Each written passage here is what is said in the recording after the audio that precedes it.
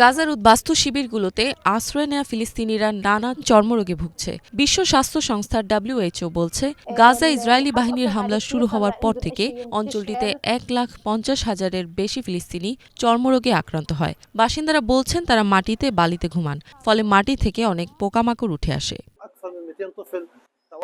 গাজার দেইর আল বালা শহরের উদ্বাস্তু শিবিরগুলোর বাসিন্দারা জানান, আগের মতো তারা তাদের সন্তানদের গোসল করাতে পারেন না। শিবিরগুলোতে কোনো স্বাস্থ্যবিধি নেই, এমনকি পরিষ্কার পরিচ্ছন্ন রাখার মতো কোনো স্যানিটারি পণ্য তাদের কাছে নেই।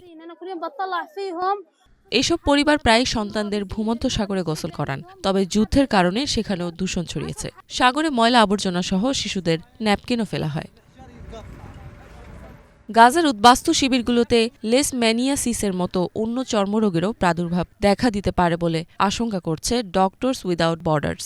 তারা জানায়, এই ধরনের চর্মরোগ মারাত্মক আকার ধারণ করলে সেটি প্রাণঘাতী হবে।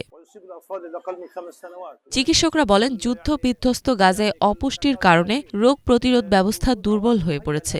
এতে শিশুরা উচ্চ ঝুঁকিতে রয়েছে। WHOর তথ্য মতে, স্বাস্থ্যবিধির অভাবে গাজার উদ্বাস্তু শিবিরগুলোতে ইতোমধ্যে অন্যান্য রোগও ছড়িয়ে পড়েছে। ইফাত জাহান, বাংলাভিশন।